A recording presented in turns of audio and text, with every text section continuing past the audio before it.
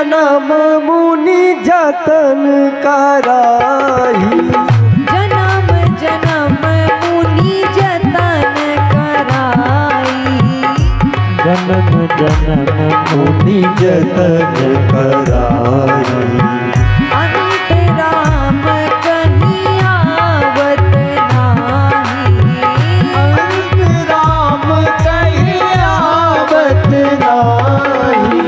श्री राम जय जय रामा, श्री राम जय जय रामा। जन्म जन्म मुनि जतन कराही, अंत राम कहीं आवत नाही। अंत समय में कभी भी भगवान का नाम नहीं आता, कभी भी हरि का नाम नहीं आता।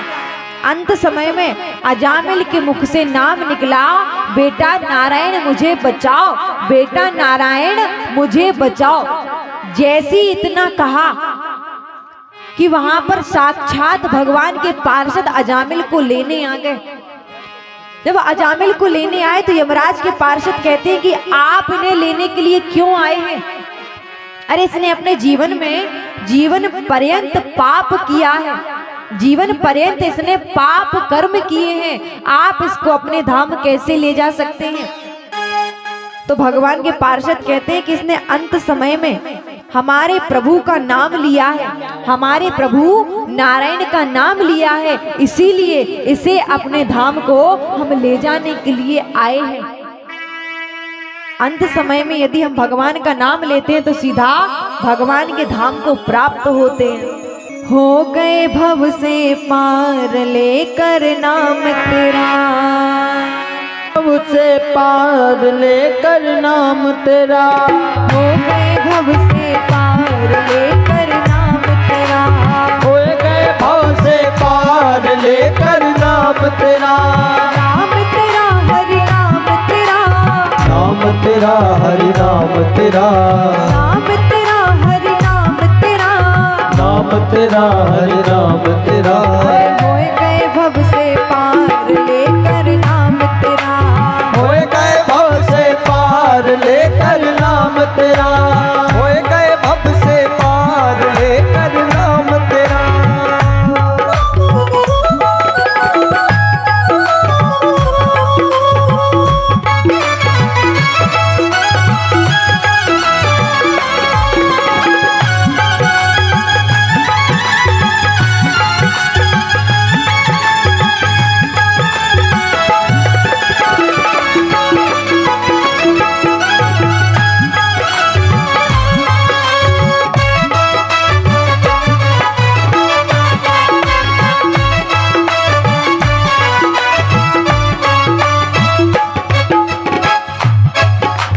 वाल्मीकि अति दीन दुखी था, वाल्मीकि अति दीन दुखी था, वाल्मीकि अति दीन दुखी था, वाल्मीकि अति दीन दुखी था। बुरे कर्म में सदा लीन था, बुरे कर्म में सदा लीन था। रामायण तैयार लेकर नाम तेरा, होए भव से पार लेकर नाम तेरा, होए गए भव से पार लेकर नाम तेरा।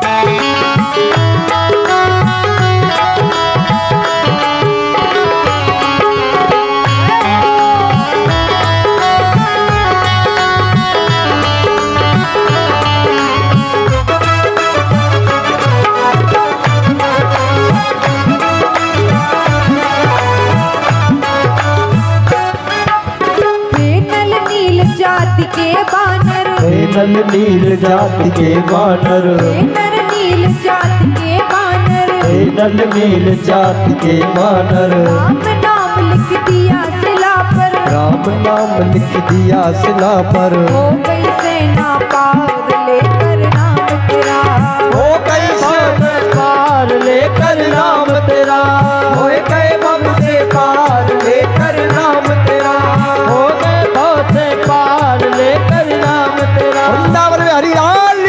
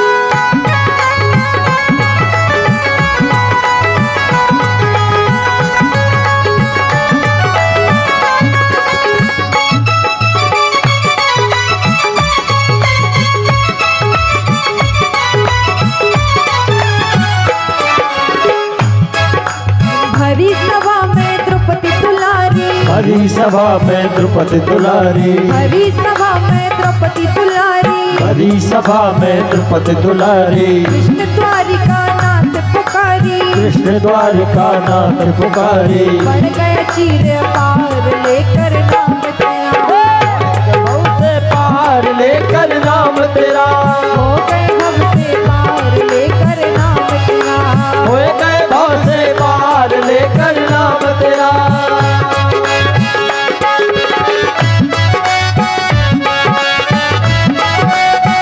दोनों हाथों से ताली सेवा करते हुए राधे।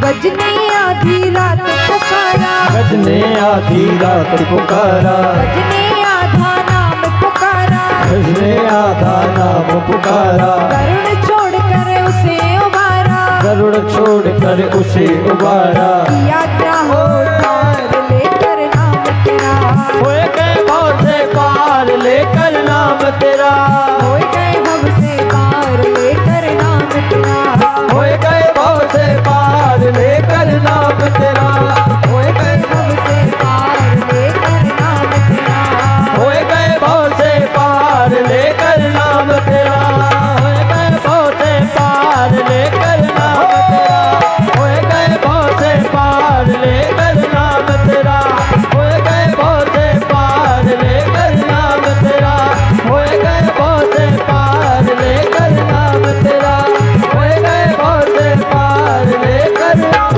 तेरा।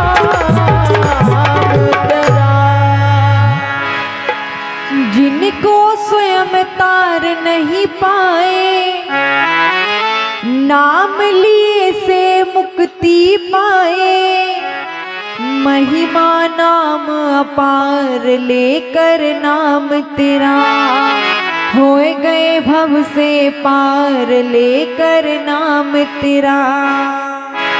बोलो कृष्ण कन्हैया लाल की, राम राजा सरकार की।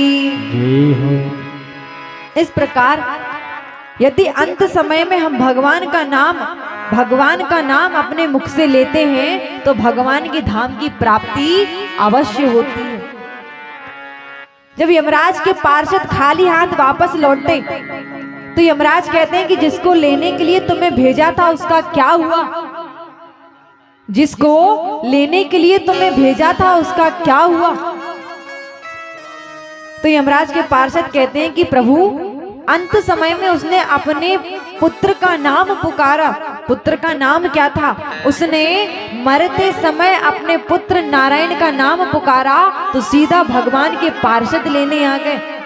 यमराज कहते हैं जरा धीरे बोलो, यही तो वो नाम है जिसका नाम लेने से यदि गलती से भी चाहे अपना पुत्र का ले चाहे अपनी पुत्री का ले, यदि भगवान का नाम मुख से निकाला तो सीधा भगवान के धाम को प्राप्त होते हैं।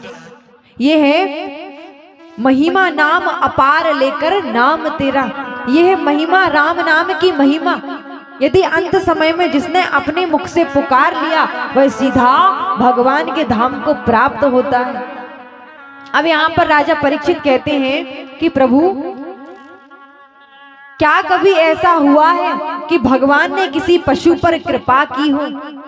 क्या कभी ऐसा हुआ है कि भगवान ने किसी पशु के ऊपर कृपा की हो? तब सुखदेव जी महाराज कहते हैं कि हाँ, त्रिकूट नामक एक पर्वत था। उस पर्वत के पास एक हाथी रहता था जिसका नाम गजेंद्र था। उसकी 100 पत्नियां और 150 पुत्र थे। इन सभी के साथ मिलकर के वह हाथी अपने परिवार के साथ में रहता था। जब गजेंद्र जंगल में भ्रमण करता था तब वहां पर जंगल में रहने वाले सभी जानवर गजेंद्र की जय जयकार करते थे। गजेंद्र की जय हो ये कह करके नारा लगाते थे। अब एक दिन जब गजेंद्र एक सरोवर में स्नान करने के लिए आया अपने परिवार के साथ में, जब अपने परिवार के साथ में उस सरोवर में स्नान करने के लिए आया, तभी उस सरोवर में एक गिरा गजेंद्र का पैर पकड़ लेता है। जब गजेंद्र के पैरों को पकड़ता है तो गजेंद्र को आभास होता है कि मेरे पैर को किसी ने पकड़ के रखा है, मेरे पैर को किसी ने पकड़ के रखा है। पर फिर सोचता है कि अभी इसको पता नहीं है किसने किसका पैर पकड़ रहा है। अपने बल पर इतना विश्वास था कि कहता है कि अभी ये जानता नहीं है किसने किसका पैर पकड़ा है, जब पता लगेगा तो आकर के मुझसे क्षमा याचना करेगा। धीरे धीरे करते करते सरोवर में रक्त बहने लगा। जब रक्त निकला तो गजेंद्र ने अपनी पूरी हिम्मत लगा दी, पूरा बल लगा दिया अपने पैर को बाहर खींचने में। जब अपना पूरा बल लगा दिया उसको खींचने में, जब नहीं निकाल पाया, उसको लगता है कि अब मेरा पैर किसी बलशाली ने पकड़ लिया है, तब जाकर के अपनी पत्नी से मदद मांगता है। गजेंद्र की 100 पत्नियां थी। 100 पत्नियों ने गजेंद्र को बाहर निकालने का प्रयास किया। कई दिनों तक गजेंद्र को बाहर निकालने का प्रयास किया। जब ना निकल पाई तो वहां से मुंह फेर करके वहां से चली गई। कई दिनों तक गजेंद्र के पुत्रों ने गजेंद्र को बाहर निकालने का प्रयास किया। 150 पुत्रों ने गजेंद्र को बाहर निकालने का प्रयास किया। जब ना निकाल पाए तो वहां से मुख मोड़ करके वहां से चले गए। गजेंद्र कहता है, आज मुझे पता लगा जिस परिवार का मुझे अहंकार था, जिस बच्चों का मुझे अहंकार था, जिन पत्नियों का मुझे अहंकार था, जिसके बल पे मैं पूरे जंगल में राज करता था, आज मेरे दुख के समय में, संकट की घड़ी में वह सब मुझे मुंह फेर करके यहाँ से चले गए। जिसका मुझे अहंकार था, जिसका मुझे बल था, आज वही परिवार मुझे यहाँ अकेला छोड़ करके चला गया। तभी तो कहते दुख के समय में अपने भी काम नहीं आते। यदि हमारे जीवन में संकट हो या कष्ट हो या दुख हो तो हमारे अपने ही हमसे मुख मोड़ करके चले जाते हैं। यदि हमें कोई बीमारी हो जाए या हमें कोई पीड़ा हो या कष्ट हो या किसी प्रकार की सहायता चाहिए हो तो हमारे अपने ही हमें निर्धन कह करके छोड़ करके चले जाते हैं। गजेंद्र का कितना बड़ा परिवार, जिसकी 100 पत्नियां और 150 पुत्र, वह गजेंद्र को अकेला छोड़ करके वहां से चले गए। गजेंद्र कहता है, आज तक मैं जिस बात का अहंकार करता था, आज मैं जिस बात का अहंकार करता था, जिस परिवार का मुझे अहंकार था, आज वही परिवार मुझे छोड़ करके चला गया। आज मुझे आभास हुआ, आज मुझे पता लगा कि संकट के समय में कोई किसी का साथ नहीं देता। हमारे अपने भी अपना साथ नहीं देते। जब कोरोना का समय आया, यदि हमें पता लगा कि इसको कोरोना हो गया तो उस व्यक्ति को अकेला कमरे में छोड़ करके वहां से चले जाते हैं। क्यों? ये सोच करके कि कहीं ये बीमारी हमें न लग जाए, ये सोच करके कहीं ये बीमारी हमें ना हो जाए, और यदि हमें हो गई तो इसके साथ साथ हमें भी मरना पड़ेगा। तो संकट में हम सभी को ये पता लगा था कि अपने भी हमारा साथ नहीं देते।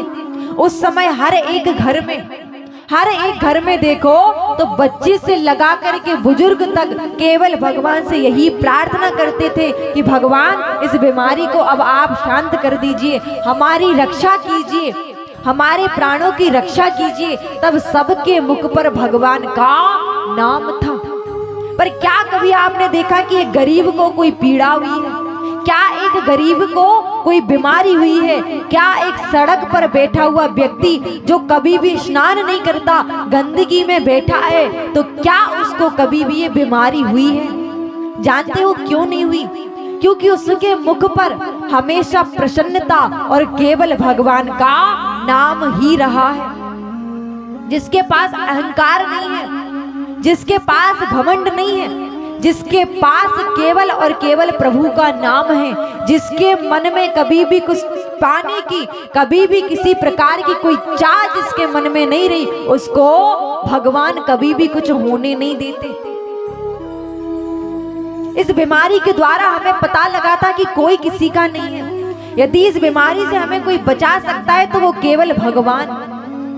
यदि इस बीमारी से हमें कोई बचा सकता है तो भगवान। उस समय हमने हर पल भगवान को याद किया, पर जैसी वो बीमारी गई कि हम भगवान को भूल गए। जैसे ही हमारे जीवन से संकट गया तो हम भगवान को भूल गए।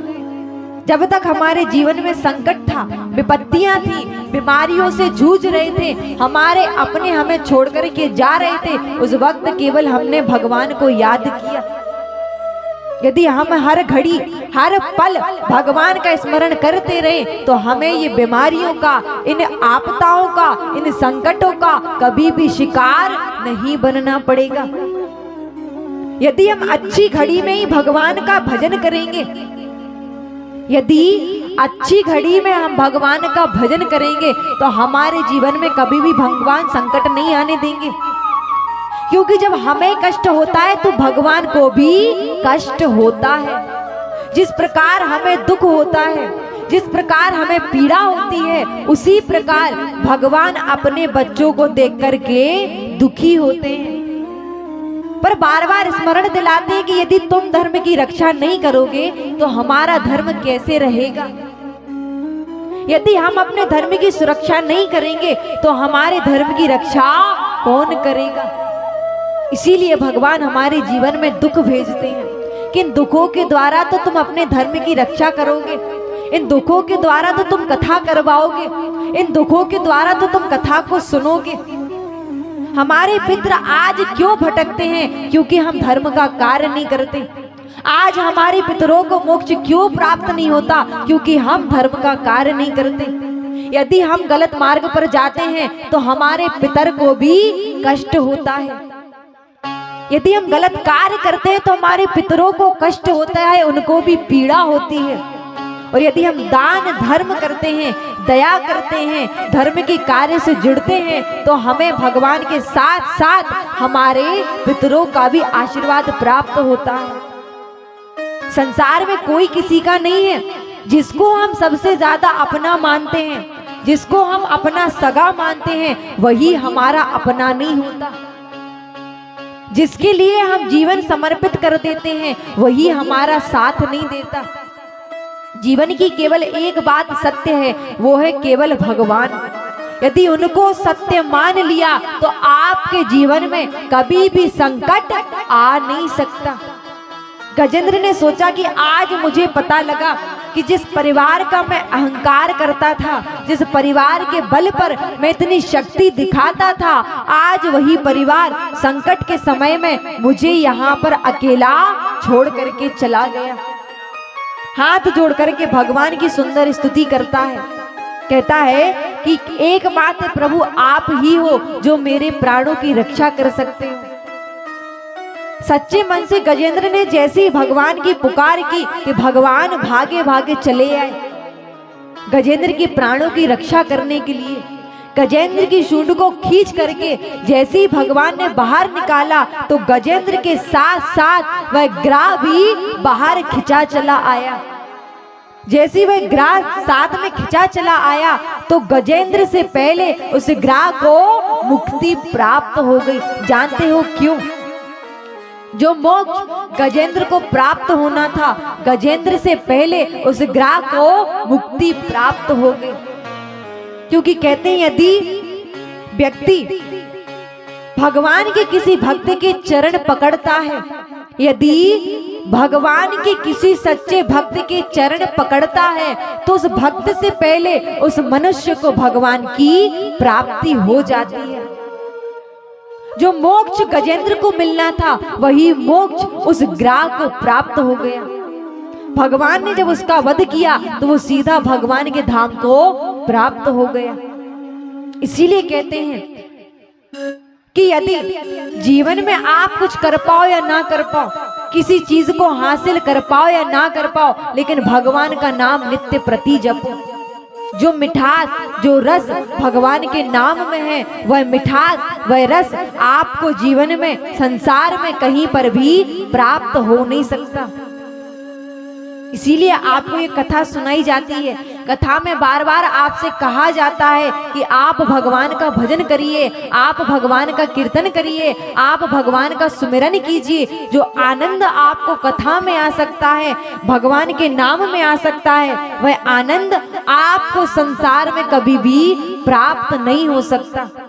एक बार अपने मन से, श्रद्धा से, भक्ति से सारी शर्म को छोड़ करके एक बार भगवान का नाम मुख से लो तो आपको वह सारा आनंद प्राप्त होगा जो वृंदावन की भूमि पर बैठ करके आप सभी को प्राप्त होगा।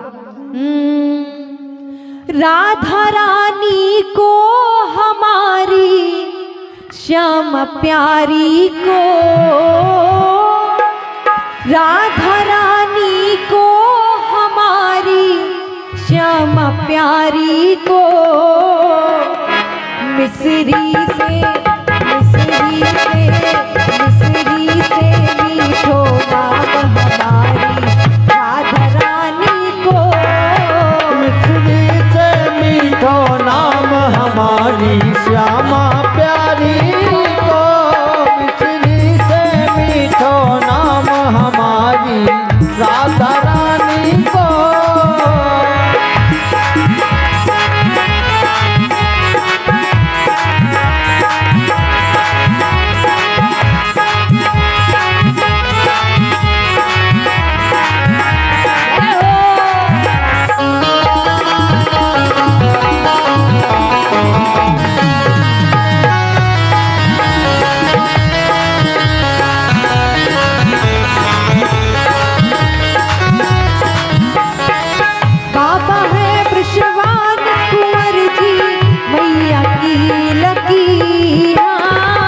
बाबा है वृषभान मैया की कीर्ति,